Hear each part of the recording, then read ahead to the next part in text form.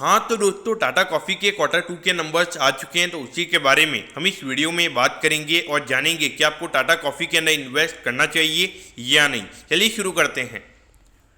तो देखिए, सबसे पहले अगर हम यहाँ पे रेवेन्यू की अगर हम बात करेंगे तो ये नंबर 8% से क्वार्टरली बेसिस पे बढ़ा है और ये नंबर आया है 718 करोड़ पे। तो इसका जो मेन रीजन है वो यहाँ पे अराउंड 4 से 5% की जो कॉफी प्राइसेस हमें बढ़ती हुई नजर आई है, तो इसकी वजह से रेवेन्यू का ग्रोथ हमें इतना अच्छा देखने को मिल रहा है। तो यहाँ पर अगर आप देखोगे तो नेट प्रॉफिट का नंबर आपको लगेगा 124% से बढ़ा है और ये नंबर अभी आया है 146 करोड़ पे। लेकिन यहाँ पे कंपनी को एक वन टाइम गेन हुआ है अराउंड 130 करोड़ का, क्योंकि कंपनी ने अपनी एक प्रॉपर्टी को सेल किया जहाँ पे जो इनमूवेबल प्रॉपर्टी थी, यानी कि जो कंपनी के कोई यूज नहीं आ रही थी, तो उसे कंपनी ने सेल किया है अराउंड 130 करोड़ पे। तो उसकी वजह से हमें ये गेन इतना देखने को मिल रहा है। बाकी अगर हम ऑपरेटिंग प्रॉफिट के बेसिस पर अगर हम बात करेंगे तो वहाँ पे अराउंड 20-25% से क्वार्टरली और ईयर ऑन ईयर बेसिस पे कंपनी का नेट प्रॉफिट का नंबर हमें वहाँ पे कम होता हुआ नजर आया है। तो देखा जाए तो ऑपरेटिंग प्रॉफिट के बेसिस पे कंपनी के नंबर्स हमें यहाँ पे अच्छे नजर नहीं आते हैं। अब अगर हम ईयर ऑन ईयर बेसिस पर अगर हम बात करेंगे तो अराउंड 36% से यहाँ पे रेवेन्यू हमें बढ़ता हुआ नजर आया है। तो देखिए यहाँ पे ये 10,638 करोड़ ये थोड़ा गलत नंबर है। ये अराउंड 718 करोड़ से ये थोड़ा मिस टाइपिंग यहाँ पे मेरा जो टीम मेंबर है उसकी वजह से हो गया है।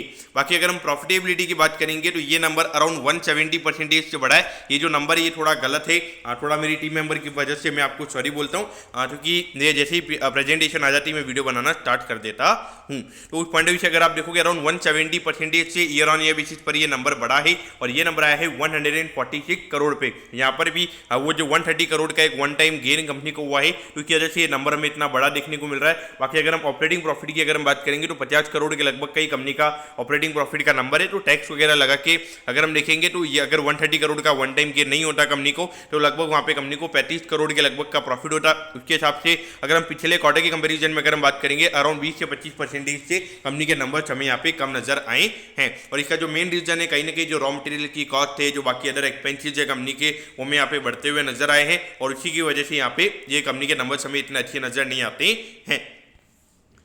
अब अगर हम यहाँ पे टाटा कॉफी की शेयर प्राइस की अगर हम बात करेंगे तो देखिए 215 पे ये स्टॉक भी ट्रेड हो रहा है। तो देखिए, अगर आपको टाटा कॉफी में अगर इन्वेस्ट करना है तो आप ये समझिए कि आप टाटा कंज्यूमर में इन्वेस्ट कर रहे हैं। अभी मुझे ऐसा लगता है कि लगभग 5 से 6 महीने या फिर उसके अलावा मैक्स टू मैक्स 9 महीने के लगभग यहाँ पे जो इनका मर्जर है वो मेरे ख्याल से हो जाएगा। और जब मर्जर हो जाएगा तो आपको ये सोचना होगा कि आप टाटा कंज्यूमर में इन्वेस्टेड हैं, क्योंकि आपको इसके बाद में टाटा कंज्यूमर के शेयर्स मिलेंगे। तो अगर आप एक long term point of view से इन्वेस्ट करें तो मेरे ख्याल से आपने टाटा कंज्यूमर में इन्वेस्ट करना चाहिए। और वैसे भी बाद में ये बिजनेस मर्ज होने वाला है। बीच में अगर आपको लगता है कि कहीं पे आर्बिट्राज अपॉर्चुनिटी है, यानी कि अगर आप टाटा कॉफी के शेयर्स लेके अगर आपको गेन वगैरह वहां मिल जाता है तो वैसे आप देख सकते हो। बाकी मेरे ख्याल से रिजल्ट अच्छे नहीं है, मेरे ख्याल से short term point of view से अभी अवॉइड करना ही सही रहेगा। तो दोस्तों, मैं होप करता हूँ कि टाटा कॉफी के जो क्वार्टर 2 के नंबर्स हैं वो आपको अच्छे समझ में आ गए होंगे। अगर आपकी कोई भी क्वेरीज है आप कमेंट कीजिए, मैं जरूर आपके कमेंट पर रिप्लाई करूंगा।